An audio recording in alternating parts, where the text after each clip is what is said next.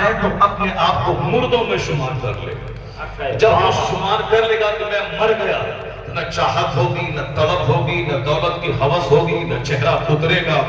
اب اگر وہ بندہ اس طرح سے صبح شام رات دن ذکر اور درود میں لگ گیا، نماز پنجگانہ با جماعت مسجد میں جا کے ادا کرنا ہے، فجر میں جانا ہے، گھر آنا ہے، ظہر میں جانا ہے، پھر آنا ہے، عصر میں جانا ہے، پھر آنا ہے، مغرب میں جانا ہے، پھر آنا ہے، عشاء میں جانا ہے، پھر آنا ہے، پھر 5-6 گھنٹے سو کے فجر میں جانا ہے، پھر آنا ہے. اگر یہ واکنگ شروع ہو گئی، بازار کی طرف واکنگ ہوئی، ڈاکٹر کی طرف اگر آپ کی واکنگ ہوئی تو چہرہ اترا رہے گا، چکر آئے گا، گریں گے، جائیں گے.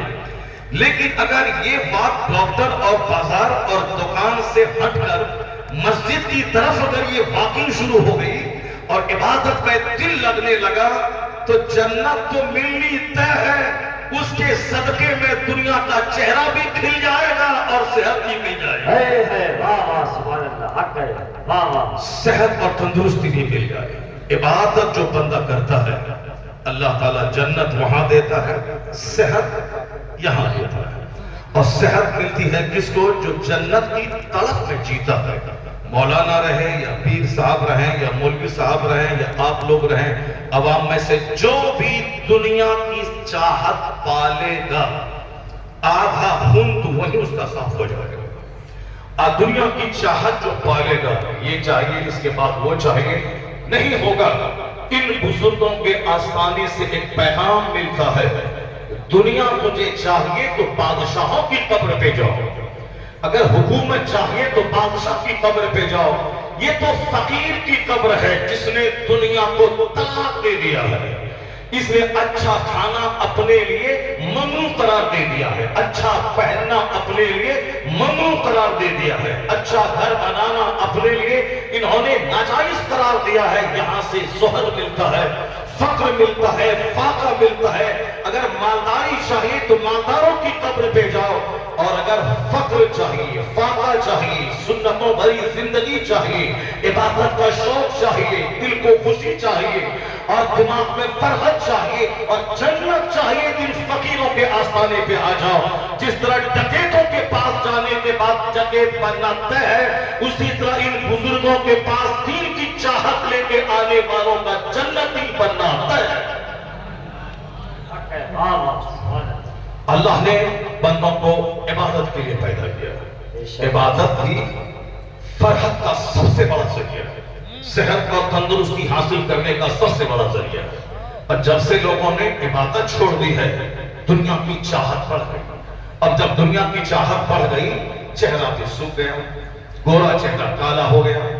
18 سال کا جوان دیکھنے میں بوڑھا لگ رہا ہے، 25 سال کا جوان ہے، گال چپک گیا ہے، صحت خراب ہے. سارے لوگ دوائیوں پہ جی رہے ہیں. صحت مند زندگی گزارنے کے لیے عبادت سے بڑھ کر کوئی نسخہ نہیں ہے.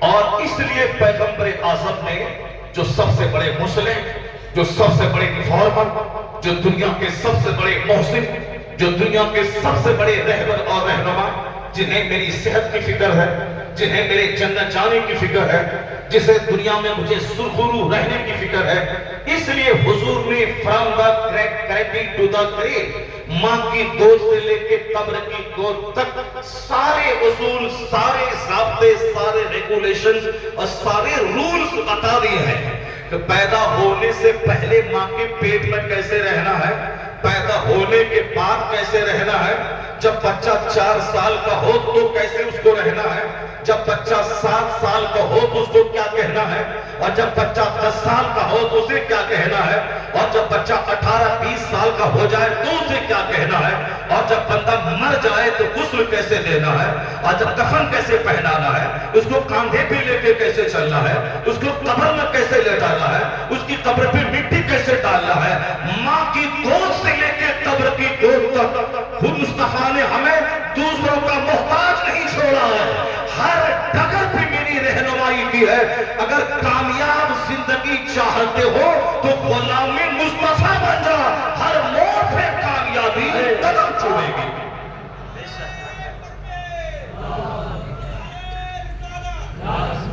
کوئی ایسا رہنما دنیا میں نہیں ملے گا ہندوستان کے گاندھی جی وہ ایک دوسری حیثیت کے رہنما ہے سیاست پالیٹکس کے. انہوں نے نن وائلنس کا موومنٹ چھیڑا, عدم تشدد کا, انہوں نے عدم تشدد کی تحریک چھیڑ دی. ایک دنیا میں وہ کامیاب رہے, صرف سیاسی دنیا میں وہ کامیاب رہے.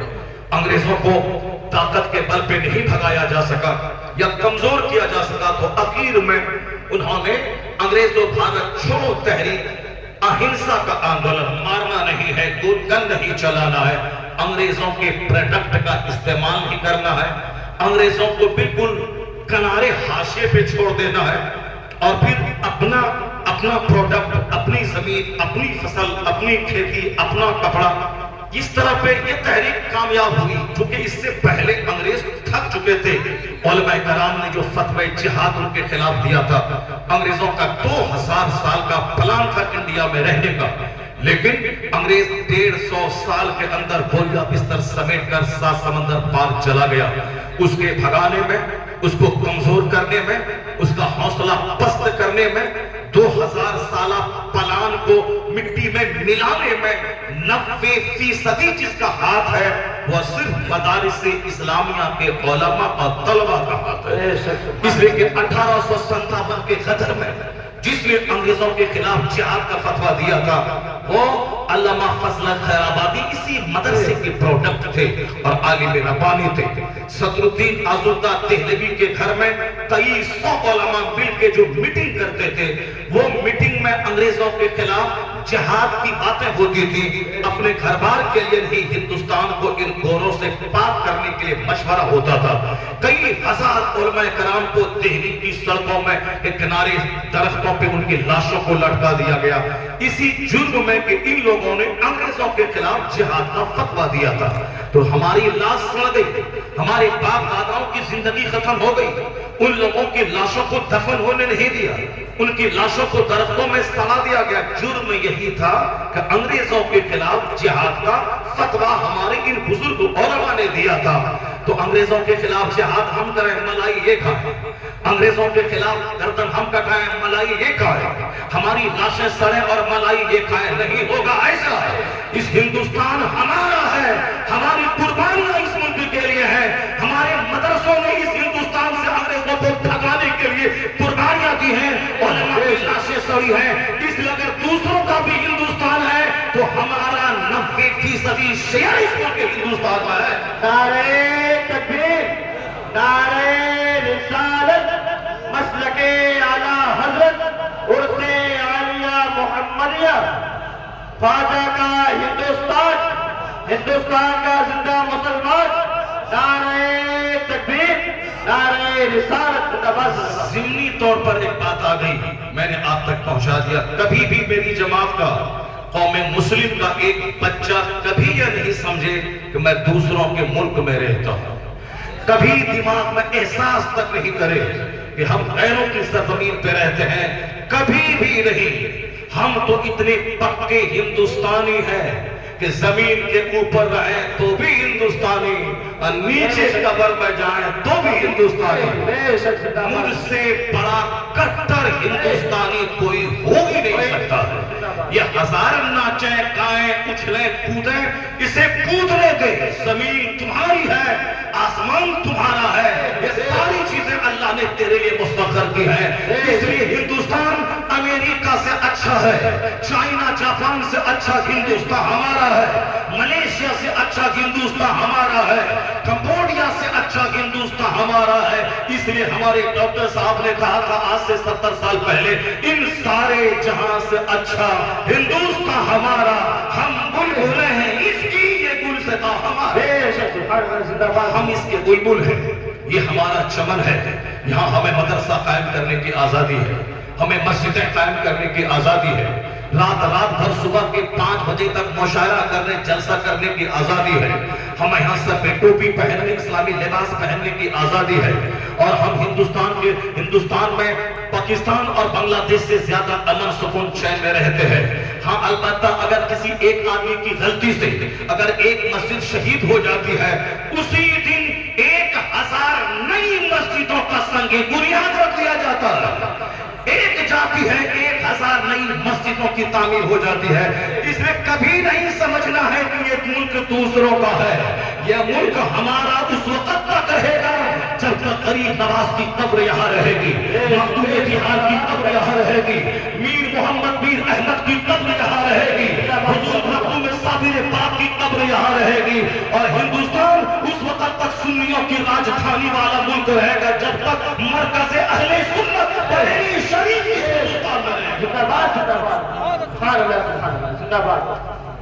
हिंदुस्तान के हर शहर हर नगर से हमको प्यार है। यह मुल्क हमारा है, हमारे बाप दादाओं ने इसके लिए कुर्बानियां दी हैं। और आज भी कालपी शरीफ मीर मोहम्मद मीर अहमद इन दोनों बुजुर्गान दीन की खानका से आवाज लगाई जाती है कि कल भी अंग्रेजों को खदेड़ के हमने भगाया है, हमने उसके खिलाफ फतवा दिया है। इसलिए हिंदुस्तान के वजीर आजम भी सुन ले, उत्तर प्रदेश के पंडित जी भी सुन ले, अगर कल हिंदुस्तान पे चाइना वाला अटैक करेगा, अगर हिंदुस्तान पे कल भूटान और बांग्लादेश बुरी नजर दिखाएगा, अगर कल हिंदुस्तान पे पाकिस्तान वाला बुरी नजर डालेगा, तो सबसे पहले कोई आए ना आए मगर इन बुजुर्गों की औलाद सबसे पहले मैदान में आ जाए।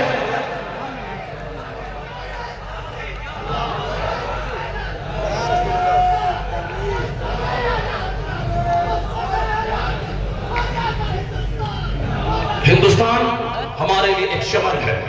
हिंदुस्तान यह के सर्रे सर्रे से हमको प्यार है। हम मुसलमान भी हैं और हम हिंदुस्तानी भी हैं। हमारे इन बुजुर्गों ने अपनी खाक से यही हमको बताया है।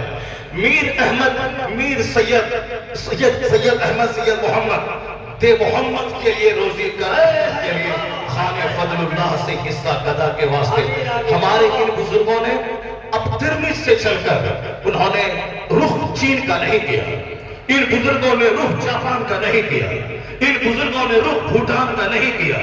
हुजूर कुतुबुद्दीन बख्तियार काकी नाइब गरीब नवाज, उनके पीरो मुर्शिद हुजूर सुल्तानुल हिंद ख्वाजा गरीब नवाज जब वह ईरान में पैदा हुए, उन्होंने अपनी सारी जिंदगी इल्म हासिल करने में लगा दिया। 30 साल तक अपने मुर्शिद का बिस्तर ढोया, फिर पीर मुर्शिद के साथ मक्का गए, मक्का से वो मदीना आए। सरकारे दो जहां का इशारा पाकर वो इसी हिंदुस्तान की सरजमीन की तरफ आए, तो सरकारे दो जहां ने हिंदुस्तान के सबसे बड़े दाइए कबीर को, इस्लाम के सबसे बड़े मुबल्लिग आज़म को सरकारे दो जहां ने चाइना नहीं भेजा, जापान नहीं भेजा, कंबोडिया नहीं भेजा, न्यूजीलैंड नहीं भेजा, अमेरिका नहीं भेजा। मुस्तफा को मुझसे प्यार था इसलिए अपने शहजादे को हिंदुस्तान भेजा। इसलिए एक हिंदुस्तानी मुस्तफा की निगाहों में हिंदुस्तान बसा है। इसलिए हिंदुस्तान की तरफ सरकारें दो जहां निगाह करके ये कहते थे मीठ ठंडी हवा मुझे हिंदुस्तान से आती है। ये वही हिंदुस्तान है। गरीब नवाज ने हिंदुस्तान का रुख किया, कुतुबुद्दीन बख्तियार काकी ने हिंदुस्तान का रुख किया। दिल्ली की 22 ख्वाजाओं ने अक्सर लोग अफगानिस्तान से चल के हिंदुस्तान आए, हरमैन शरीफैन से चल के हिंदुस्तान आए। मोहम्मद इब्ने कासिम जैसा 18 साल जवान राजा ताहिर की फौज को शिकस्त देने के लिए अपने मुट्ठी भर जवानों के साथ हिंदुस्तान का रुख किया। तो सरकार आला हजरत के आबा अजदाद कबीले बरहेज के पठान थे, अफगानिस्तान के रहने वाले। इनके आबा अजदाद अफगानिस्तान छोड़कर ये लाहौर आ गए। लाहौर का शीश महल उनके आबा अजदाद की जागीर की यादगार आज तक जिंदा है। वहां से चल के रोहिलखंड आए, रोहिलखंड की राजधानी बरेली शरीफ में सुकून पसीर हुए।